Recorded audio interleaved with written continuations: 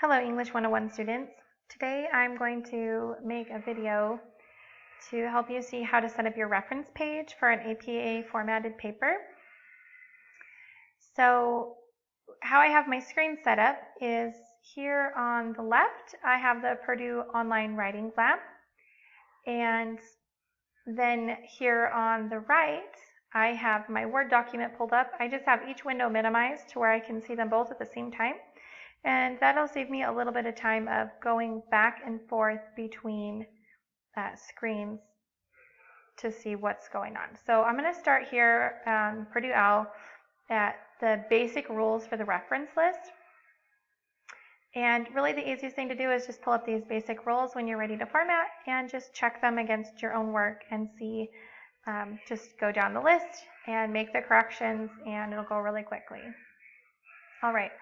So I'm just going to go down the list here. All lines after the first line of each entry in your reference list should be indented 1/2 inch from the left margin. This is called hanging indentation.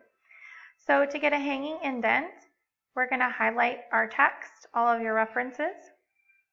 Come up here, File, Home, Insert, Design, go to the Layout tab. And then here in Paragraph, there's an arrow down. Click that. We're going to go to Indentation. And in the special box in the drop down it says hanging. You're going to hit OK.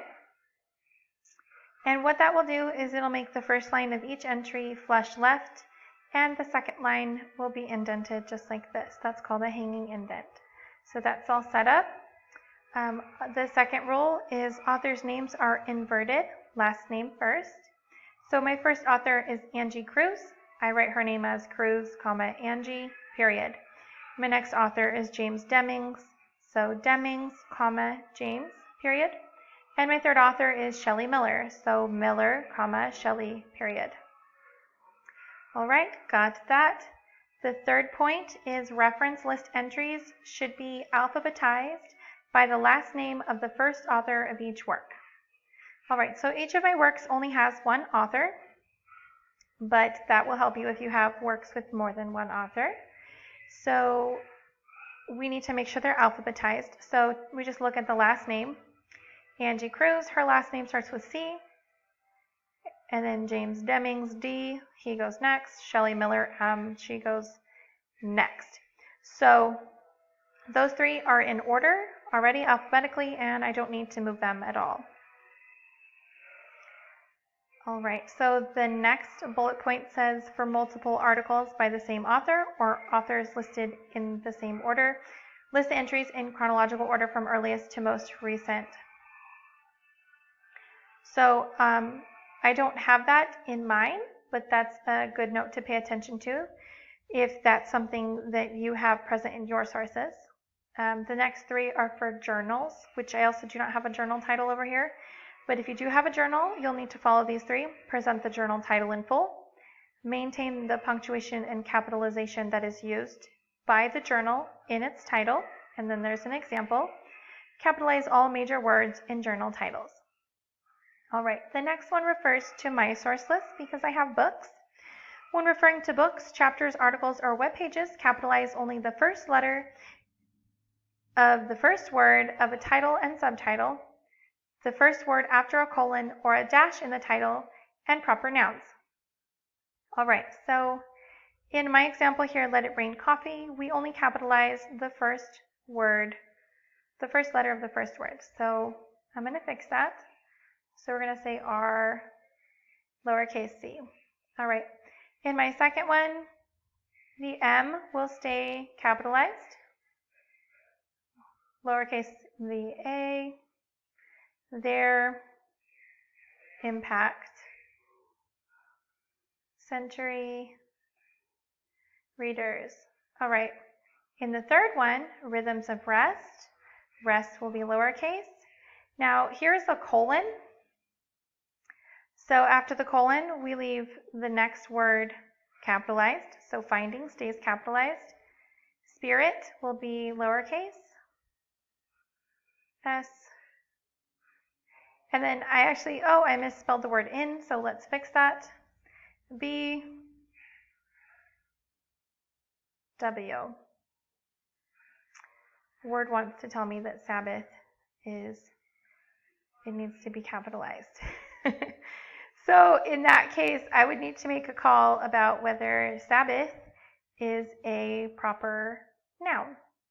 And I would say for someone who is writing a book someone who is writing a paper on something spiritual, Sabbath probably is a capitalized proper word. So I'm going to go ahead and leave Sabbath capitalized here. Okay, so that's done. I got my capitalization taken care of. So the next one says, italicize titles of longer works such as books and journals. So here, this one's already italicized. Let It Rain Coffee. This one is a book, so I need to italicize it. And when you highlight in Word, it'll give you this awesome little pop-up box. So you're just going to go here, click on italicize, and that goes really quickly. Same thing here. I'm going to highlight the book title and italicize it. Done. All right. Do not italicize, underline, or put quotes around titles of shorter works, such as journal titles or essays in edited collections. So that's something you may be used to doing, and it's different in MLA. So for APA, just make sure you pay attention to that note. All right, so now what I'm going to do is I'm going to come over here and I'm going to find my specific sources, and I'm going to go through the rules for those sources. So I only have books. I'll go to reference list books, and it's going to give me the exact format to put my book in. All right, so here's the basic format. Author, year of publication in parentheses, title of work, location, colon, publisher. All right, so I'm going to come and see how mine compares. So I have the author already, but I have the date in the wrong place. So I'm going to put in my parentheses and add the date in. All right, period after the date, then the title, then a period, space, location. All right, so for location, we're going to put the city and the state. So we'll say New York, colon, space, New York, and then a period. No. Then a colon, sorry. So New York, comma, New York, colon, space, and then the publisher. All right, so now it says Cruz, Angie, I'll just look back over it, year of publication, title of work, then we say location, city, comma, state, then colon, then the publisher, and then a period, and then that one is done. All right. For the second one here, we'll do the same thing. So my date is in the wrong place. Let's pull the date up here, 2016, period, space. And then here is my title. All right, after the title is going to be location, so I need to move that.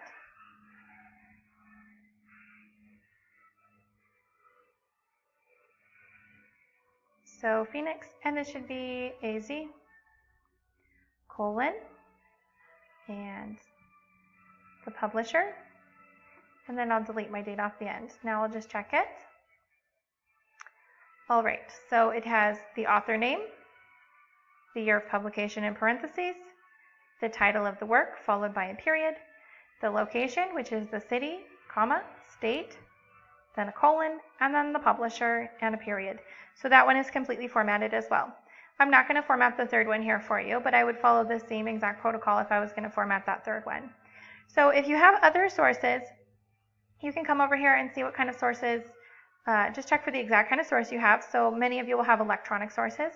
You could click on that and come over here and just see if you have an article from an online periodical or an online scholarly journal. It will show you what to do exactly. So same thing. So many of you may have an article from an online periodical or a journal, an article taken from a journal. I'm sorry. So if you come through the list and just check and see which source listing is specifically for your source, it'll tell you exactly what to do. So here is article from an online periodical, author, date of publication, title of article, title of journal, volume, and then where you retrieved it from and the URL. So there's a whole bunch of them on here. I've really never met a source that I couldn't figure out how to cite from Purdue OWL, although they do say they don't cover every possible scenario. But if you do come across something and you need help with it, just feel free to email me or email Professor Amy and we can help you as best we can. But you should be able to figure out how to do it just from going over the Purdue OWL site. Just as a general reminder, your references page is double spaced, just like the rest of your paper. Your running head is still up here, the title of your paper, and then on the right-hand side, the page number. Also, 1-inch margins, which you shouldn't have to change at all. That's the same as the rest of your paper. So that's it for your references page. Again, if you have any questions, please let me know. And I just wish you the best with your revisions and your formatting. Happy writing!